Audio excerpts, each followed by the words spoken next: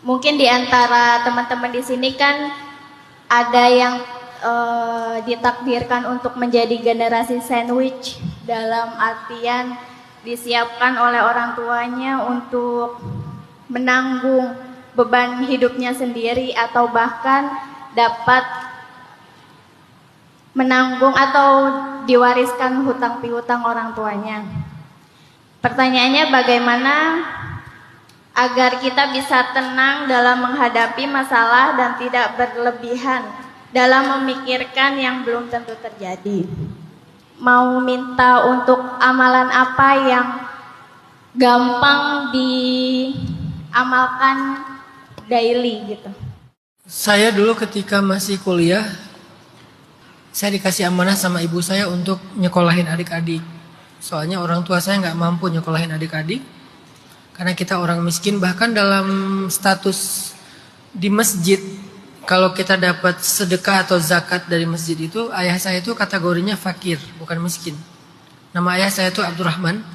Jadi di amplop itu suka ditulis Abdurrahman dalam kurung fakir. Saya baca amplopnya. Sebegitu beratnya kehidupan kita, sefakir itu. Sehingga ibu saya bilang, abang sebagai anak pertama ya, abang harus jadi ayah kedua di rumah.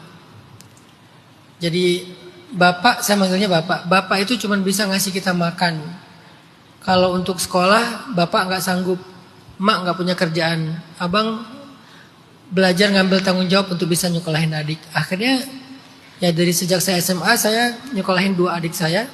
Ketika saya udah kuliah di Kairo pun, saya di sana juga kerja, bikin beberapa usaha kayak jual bakso, tukar duit dari rupiah ke pon Mesir, catering. Kalau lagi ada tamu saya jadi guide, atau pas musim haji saya ke Mekah jadi guide di Mekah. Ya ikhtiar apa aja lah yang bisa dilakukan sambil kuliah ya untuk nyekolahin adik. Terus ketika saya menikah di Mesir, Allah memberikan saya pasangan yang keluarganya juga bukan orang kaya. Sehingga setelah menikah saya nggak bisa ngandalin, selain nggak bisa ngandalin orang tua, apalagi orang tua saya udah meninggal tsunami, nggak bisa ngandalin mertua juga. Awal tinggal di Bandung itu saya tinggal di tempat pembuangan sampah. Dan waktu itu udah diberikan amanah untuk untuk menafkahi istri dan anak, dan masih juga membiayai adik yang bahkan dia udah lulus sekolah, nggak kuliah, tapi kehidupan dia butuh ini butuh itu, utang segala macam masih membiayai. Bapak meninggal menyisakan hutang yang lumayan banyak juga di mana-mana. Mertua juga meninggal, juga punya hutang, dan harapan mereka semuanya ada di saya. Padahal mereka ngelihat saya bukan yang paling kaya di keluarga itu. Tapi saya selalu berpikir, kalau saya sering dikasih amanah, berarti saya disiapkan untuk menjadi orang besar. Walaupun saat itu saya nggak mampu mengemban amanahnya. Itu aja positive thinkingnya saya. Adapun pada saat itu, saya hanya bisa menjalani apa yang saya mampu jalani. Tapi dengan sebuah belief, saya akan bisa mengambil tanggung jawab itu. Sekarang yang saya bisa jalankan, saya jalankan. Tapi amanah dan tanggung jawab itu insya Allah akan saya selesaikan nanti. Alhamdulillah sekarang semua hutang mereka sudah lunas. Saya bisa umroh dan hajikan ibu saya dan ayah saya ketika saya umroh.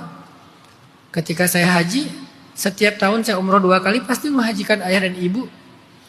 Dan ketika kayak sekarang bikin sekolah gratis, bikin masjid, walaupun sambil ngajak teman-teman juga ikut berinfak, saya juga berinfak dengan harta saya yang terbaik yang saya bisa. Saya niatkan buat ibu, buat ayah. Jadi artinya, kalau kita ada dalam kondisi memang diberikan amanah lebih, apapun istilah sekarang, generasi sandwich kah atau apakah, saya melihatnya dari sisi orang yang dikasih amanah banyak. Biasanya itu memang dia orang yang punya keistimewaan. Sampai Nabi bilang gini, "Idza ahabballahu 'abdan ista'malahu." Allah itu kalau mencintai seorang hamba, Allah akan ista'malahu. Ista'malahu itu menggunakan hamba itu. Menggunakan di sini artinya dia dikasih amanah-amanah untuk bermanfaat bagi orang di sekelilingnya, mengambil beban-beban tanggung jawab. Itu arti menggunakan atau ista'malahu. Dan itu adalah ciri-ciri Allah sayang sama seorang hamba. Jadi kalau misalnya kita memang ada di kondisi ista'malahu, kita dimanfaatkan oleh Allah dalam kehidupan kita secara takdir, dikasih amanah ini, dikasih tanggung jawab itu, punya beban ini, punya beban itu kan dimanfaatkan oleh Allah, berarti oleh takdir kan, istakmalahu, berarti kita ini insya Allah orang yang disayang sama Allah, artinya orang istimewa. Itu yang saya believe, walaupun faktanya saat itu saya nggak mampu, orang saya masih tinggal di tempat pembuangan sampah di Bandung, gimana saya mau bayar utang orang tua saya, tapi saya percaya insya Allah suatu saat saya akan mampu, jadi saya ikhtiar aja. Dengan belief itu saya percaya. Jadi nggak kayak cuman tertekan aja, enggak. Yang saya mampu jalani saya jalanin, yang belum saya mampu jalanin saya percaya suatu saat saya akan bisa jalanin. Tapi nggak sekarang. Ini mindset dan afirmasi positif yang saya bangun sejak saya masih SMA, bahkan sejak masih SMP juga. Kalau SMP nggak full, kalau SMA udah mulai full membiayai sekolah adik-adik. Kalau pas kuliah bukan cuma sekolah adik-adik, juga ibu rutin tiap berapa bulan sekali saya kirim. Mak butuh apa mak gitu? Ya ini mau bulan puasa di rumah nggak ada kulkas, beli kulkas. Ini kalau kamu telepon dari Kairo, pinjam telepon tetangga nggak enak, malu nak. Boleh nggak kita pasang telepon? Pasang telepon. Walaupun rumahnya rumah kontrak, tapi pasang telepon. Pas tsunami habis semuanya. Jadi kayak ya udahlah, kalau kita dikasih amalan, dikasih amanah dan tanggung jawab, berarti kita istakmalahu, dipakai sama Allah. Kalau dipakai sama Allah, berarti Allah sayang sama kita. Tapi gimana kalau saya nggak mampu? Ya udah jalanin yang kamu mampu dulu aja. Yang kamu belum mampu, suatu saat nanti akan dijalanin. Tapi dengan sebuah belief, kita bisa kok suatu saat nanti. Sekarang yang saya bisa aja dulu.